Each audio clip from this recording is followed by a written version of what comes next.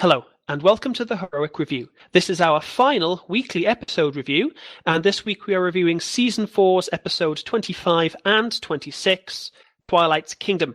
I am your moderator for this final one, Deadlyreg, and joining me this week is Goombasa. Hello, all. Greg. Hello, everyone. Grey. Hola, amigos. PDK. Haseyo. Reverb. Hello. Scribbler. Hello. Swedely. The season's over! TheLostNarrator. Hey, guys. And Webshoter. Hello, everyone. Okay, let's have everyone's general overall reaction to the finale. Goombasa? It was a great finale and a great cap to a really good season. Great villain, great pacing as far as MLP goes. Just a great overall story. Greg? This may be my favorite episode so far, bar none. Incredible villain. I love the reference to the G1, so yeah. Grey? The continuity and the references and just the way they wrapped it all up was very entertaining. I really enjoyed this. PDK? Nope. I liked parts of this episode, but my god, was this not even ranking in season finales or even the best of season 4. Reverb? I thought it was a lot of fun. The ending I felt was a little rushed, but yeah, and that fight was really badass. Scribbler? I liked what they did with Tirek, but I have to agree with PDK in that a lot of it kind of felt really cliche. However, I also agree with Reverb. Badass fight. Swedely? I felt that the culmination of everything brought together, it was all thoroughly enjoyable. I could feel Twilight's plight and everything just was really good. Lost? I have to say this is probably my favorite two-parter out of all the two-parters that have been done. And just the fight scene alone just completely, it blew my mind. That's the best way to put it. Webshoter? I really did enjoy this episode. Everyone's already said pretty much most of what I'm going to say is that the fight scene was awesome. The princess's song was really good. I liked the episode. Simple as that. I thought it was really good. Okay, for the final time, we'll go to our weekly Derpy Watch. Swedely? Oh, my derpy senses were tingling! She was everywhere! Marvellous. Okay, let's get into the general discussion of the episode. So, let's start with the villain. What were our feelings towards Tirek? Tirek was a fantastic villain. I would actually go as far as to say he's probably the most effective villain that the show has thought up so far, because we see pretty much every side of him. He was both a master manipulator and he also had the strength to back it up. And even when he started gaining strength, he didn't just immediately forget that he could be persuasive and manipulative in other ways. When he enters that stalemate with Twilight, for example, he immediately falls back on using her friends as bait for her because he can't just overpower her. I thought it was kind of cool, the dynamic they use between Tirek and Discord. Like, as far as villains go, it was sort of yin-yang, whereas Discord is chaotic and fun-loving. Tirek is just down-to-earth serious, and he will take the straight path to his goal. And together they were an unstoppable force. It was an incredible dynamic between the two. I have to say that prior to this episode, we had that teaser bit where he mentioned his name. I, as an old school pony fan, kind of was a little bit wary because that's the special of all the old G1 ponies. I really still like them, but that one still reigns supreme because the original Tirek was so good. Even people who don't like old pony like him. So I was worried that he was going to be sort of declawed and defanged a bit, metaphorically speaking. I was happy to find out that he wasn't. So I think DHX and M.A. Larson and Megan McCarthy and all the others who went into this, yeah, they made me, the old cynic, quite happy. I think definitely an impressive villain, a really nice reboot, upgrade of one of the great villains of 80s cartoons. I also like how they changed his methodology a bit, because his original evil plan from Rescue from Midnight Castle would never have worked. Nightmare Moon already tried it. Yeah, I really was impressed with how they updated him. The way that they updated his overall mythology, the way that they tied Scorpan in as his brother was a nice bit of a callback to the original special, and the fact that Scorpan was the one to befriend Star Swirl and betray his brother also gives him a little bit more depth as a villain. It wasn't really exploited in the episode proper, but it does give a bit more background where it wasn't necessarily needed, but it was nice to have it. I liked the fact that Tirek was just overwhelming power. That's all he ever was. He stole enough to make himself dangerous, and then he made himself very dangerous. And all he did was stomp on every problem that came along. And that was nice, because he never got given the idiot ball. He never encountered a problem he didn't overcome. He was a very good villain in that regard. And the thing that struck me the most was when they were discussing, oh, he's taking flight, and he's taking unicorns, and he's taking earth ponies. He's taking the pony ability to control their world. So what he was stealing was Equestria. He was stealing the entire place, and he was basically turning himself into the god of all of the horses. I thought that was quite clever. What have earth ponies got? And they reinforce earth ponies are the entire reason why the ground works for them, because they do all of that. And they never really reference it in the show. They never really can talk about it that much because everything else is more flashy. But he basically won. And it wasn't until the friendship turnabout that he actually hit a problem. And of course the turnabout was friendship, because it's the show. My favorite part of the manipulation involving the friends was that he tried to stomp Twilight into the dirt before he manipulated her. So he wanted to crush her before trying to manipulate her. And that says a lot about the character, that he could have won at any time by bringing out the friends, playing the friends card and trying to get the power that way. But he just wanted to beat the crap out of her first. Okay, let's get on to what is probably quite controversial, the relationship that develops between Tirek and Discord.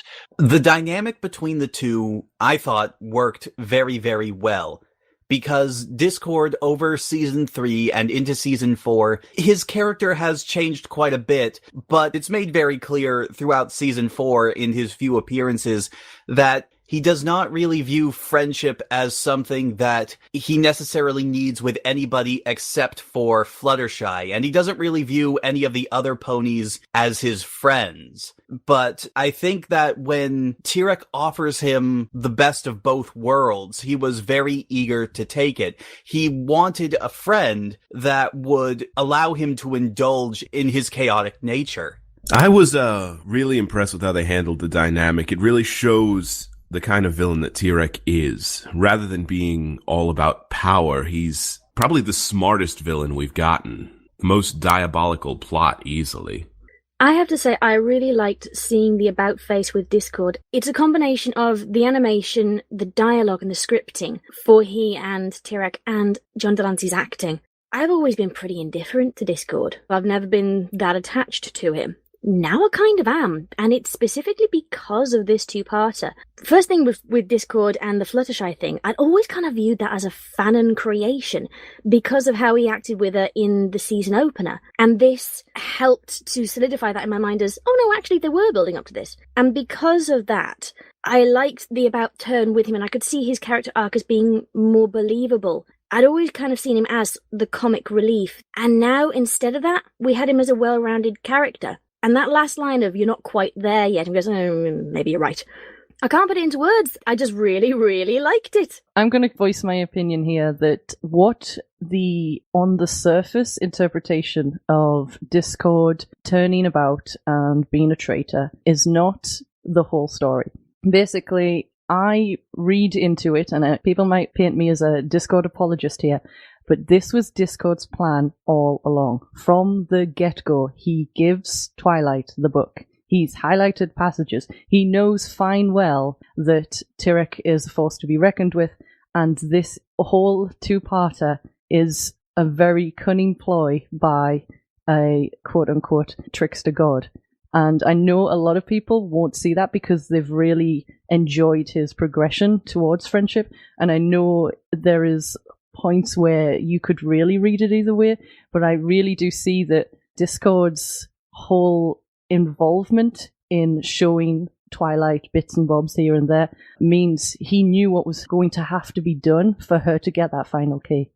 And that wink at the end. Yes, there was a lot of little things, and I know there's probably 2 layers going on here. There's probably, teach this lesson of friendship to people and kids who, need it sort of nail hammered in there. But there's also other things you can be reading into this. And I like I say, it's not there for everybody. But for me, there's always more to Discord than is literally there. The way I saw Discord in this one, he was very kid-like. Like, he was just, having fun, doing what he does. When the interaction, whenever Tirek and Discord first start talking, he's just enjoying himself. He's having a good time. He knows he can win at any time. But I do believe that he's setting it up. But also, whenever I saw that Tirek actually backstabbed him, so to speak, that Discord was actually like, oh yeah, I forgot that this was going to happen. And then he was just really disappointed. He didn't want it to happen, but it did happen. That's kind of what I saw with it. One thing which kind of upset me a little bit in this is, in the past, I've always thought of Discord as the most cunning character out of the whole lot, with the example at the opening with the seeds that he set up from back with his time with Celestia and Luna. And I think in this one, it would have been really cool if he had some sort of a backup plan with Tirek, just because he just completely falls for everything that he does. Nothing that would have really panned out, because obviously the story needs to go the way it did, but just something to show that he has still got all that cunning that he was built up to have the entire time. That does sort of lend credence to what PDK said. Yeah, no, absolutely. That would have been an awesome way for it to come across if it was hinted at maybe a touch more. And also I thought there was a bit of a lack of Discord's evil sort of shenanigans. I think that's kind of the point, though, that he went along with Tirek's plan, but you didn't see him do anything apart from, help him getting all that magic along. We didn't see him torturing. We didn't see him change Equestria in myriad of ways with Chocolate Rain and such. We didn't see him do anything that he usually does, which is what I think helps the theory along.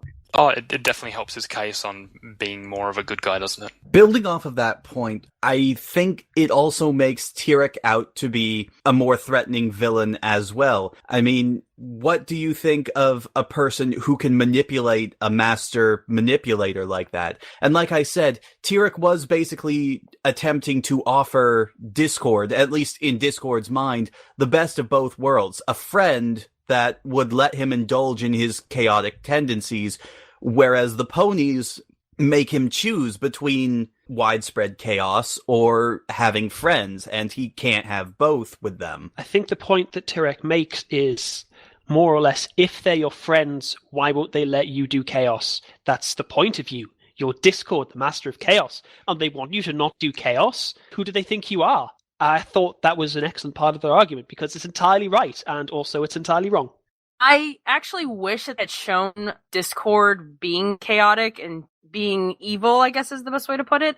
I mean, we do get a hint of it at the scene where Tirek's like, go ahead, go do your thing while I'm going to go get the princesses. And, we see Discord laughing evilly, but I wanted to see that. I wanted a little bit more from that scene in particular, because it does leave that theory or the interpretation of that Discord knew what he was doing the whole time. But I don't know. I wanted that. The interesting thing I found about the relationship between Tirek and Discord was largely expressed in the alley in what I think is the best thing Megan McCarthy's ever written, certainly for Pony. When Discord first shows up, he's wacky, fun. He turns into a bird and he puts on these manacles and he's like, oh, I do love Fluttershy and other stuff. But as Tirek's making his points, I'll be your friend and I'll let you do chaos. And we can be best friends and we can go and do all the destruction you like. Come on, hang out.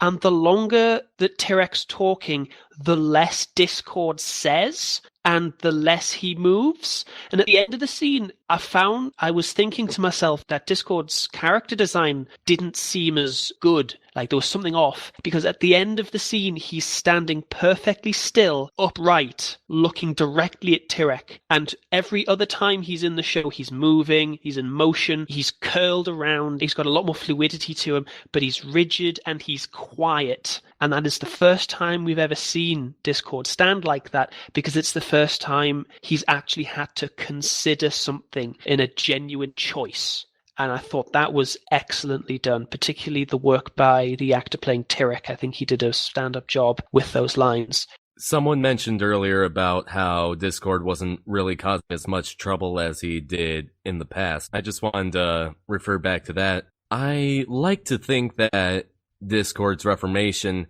while it wasn't a complete 180, it might have sown some seeds in him that perhaps has reeled back his discordance or his chaoticness. I think the aspects of Discord's chaos, the reasons we only get the stuff we get, is we get to see him do wacky things to trap the horses and nothing else, because otherwise DHX would have had to animate it all.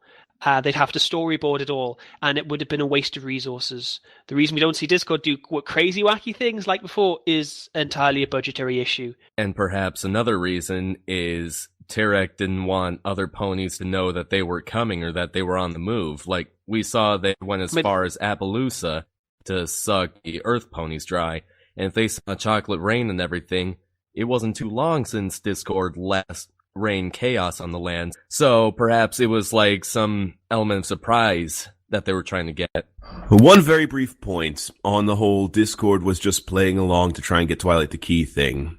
I don't buy it. The keys have all involved someone learning a legitimate lesson, and Discord is no exception to that. If he had been trying from the start, then it would not have been a gift of importance enough to be a key. I just felt I had to say that. Are you saying, though, that the throwaway way that Tirek handed over something that was coincidentally only on his neck for half the episode, chucking at him and there being no meaning in that, and then Discord coincidentally having it and then going, oh, but I really mean this. Are you saying that you were completely satisfied with that? Because I really wasn't. I actually was pretty satisfied with it. I don't think Tirek valued the amulet at all. That's pretty obvious. At Discord, I think, was completely taken in. I think he was conflicted, but I think he genuinely believed Tirek. Discord definitely left that window intact. He was changing everything else, and he just coincidentally happened to leave the really telling window intact. Yeah, that's just little bits like that, I think. There was no reason for him to point out Twilight. He felt the tremor. He knew something had happened with the Alicorn magic. He leaves Twilight's window intact, so Tirek knows who to go after. Discord's a genius. Has anyone taken the time to look at the amulet and notice that on it is the image of a scale weighing out two things? For Discord, it would represent his choices between being with Tirek and allowing him to be able to do all the chaos he wants, or having true friendship and having to rein in his natural behavior. Didn't notice that, no. I don't think any of us noticed it. Basically, the amulet is a thing that was there as a plot device, so I can't really excuse the amulet there. What I will say of the amulet is that I take the friendship lesson to be entirely genuine, because the manipulation of Discord, he's trying to manipulate Tirek in a way, in that he's hedging his bets about whether or not Tirek's a real friend. And then Tirek is, oh, you can do all the reckon up you want, Discord, and he's like, yeah, great, okay, now we're totes friends. There's another Alicorn princess out there. I'll tell you where she is. It's all fine. I'll help you betray my other friends. They're jerks. They try to stop me turning the sky into blancmange. Let's go. And it's not until the only person left in the entire world who can stop him is Twilight. That's when the betrayal happens. He does nothing to give even the slightest impression that there's going to be a betrayal, because I don't think Discord even assumes he's vulnerable until that point. Discord doesn't understand friends. He doesn't understand friendship. Okay, so the lesson was about friendship. The lesson was that friends are not there to let you do whatever you want all of the time and be nice to you. Friends are there to make sure that you are the best person that you can be. And that's kind of the lesson. That's kind of the lesson that we're supposed to get from this. Twilight saves him because Discord's just Discord. It's in his nature to be kind of a jerk. I mean, Rainbow Dash is kind of a jerk, and Twilight still saves her. So let's save Discord. He is actually one of the good guys, even if he's kind of misguided. I have to say, from my perspective, this is a lesson that a lot of the target demographic seriously need to learn. Yes. That your friends, when you fall out with them, don't stop being their friend, don't kick them in the knackers, don't go off and do horrible things to them. They're still your friends. It's not about surface things. It's not about individual singular events that make people not like each other. Your friends are still your friends. Just because they did a stupid thing and made a mistake, like, he genuinely regretted his mistake. So Twilight was like, I'm going to save him because I am a better person than Discord and I am all full of forgiveness. And that's the lesson of the episode. Twilight's element is friendship, not magic. So basically what we've learned is that friendship is magic, therefore interchangeable, therefore Twilight is Princess of Friendship. I was really impressed with the moral and how strong it was, being that it's a show about pretty pink ponies and everyone's like, oh, rainbow power, I don't know. It's meant to sell toys and all that, but it's still really strong on the moral, and they still try to teach a lesson. I think they did a good job with that. That was impressive to me.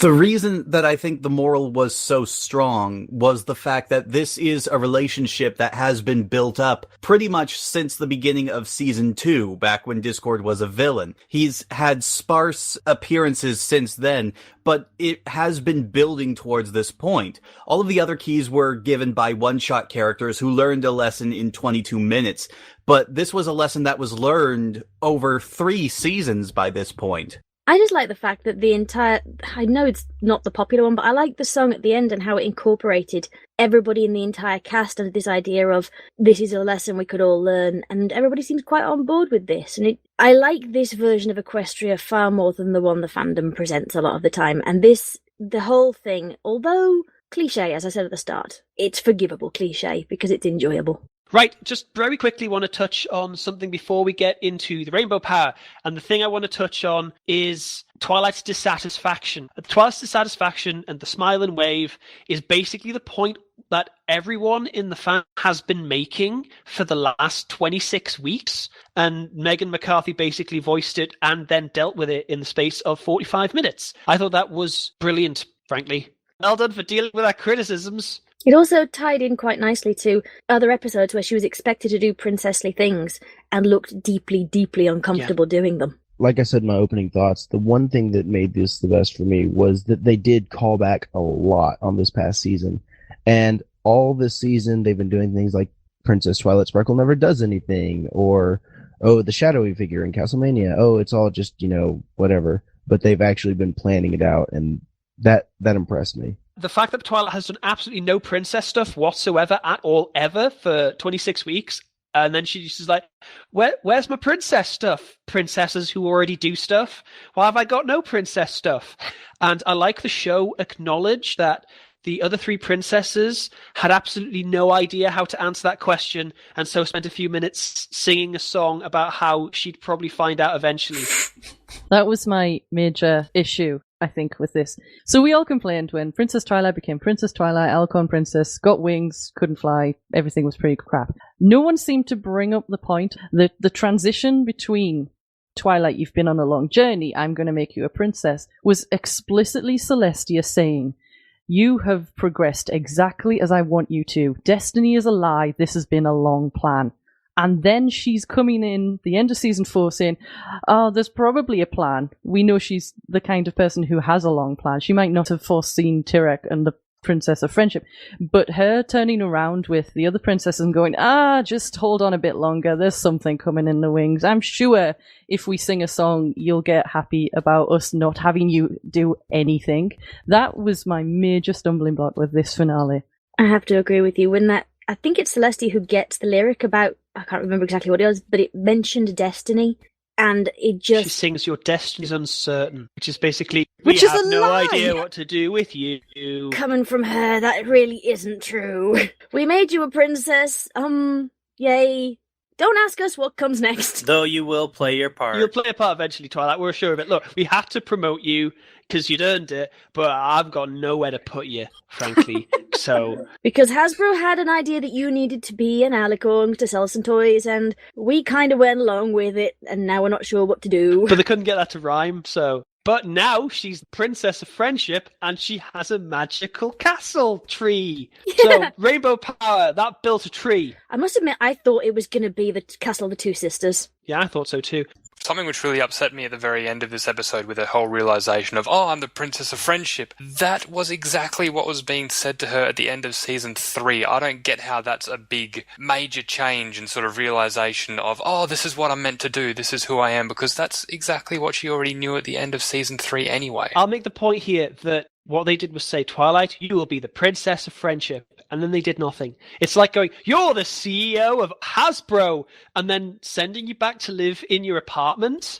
Like, if just saying you're the Princess of Friendship and then making you live in the same tree you've lived in for the last 3 years doesn't make you the Princess of Friendship.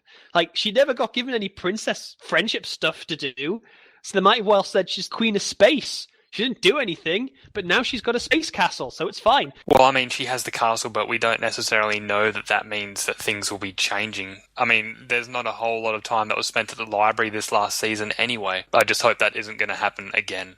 This kind of calls back to the Crystal Empire when Cadence kind of has to prove herself in order to take over the Crystal Empire and save it from Sombra. I kind of feel like this was Twilight's moment of that, where she has to become overpowered with all the Alicorn magic and kick Tirek's butt, and just, I feel like that's what it was calling back to, and that's why this whole season was kind of building up to this one defining moment. That is the kind of thing that they've been doing in previous seasons, especially season 3, where there was that overarching plot of Twilight is learning quite a lot. Why is she learning all these new things? Why is Celestia setting her all these different things to do? And it became, yay, so she can be an Alicorn princess.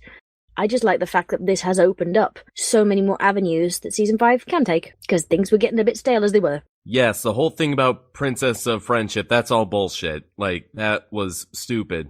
But don't bash the song, okay? It was a good song, and that singing in something like this is just a storytelling tool.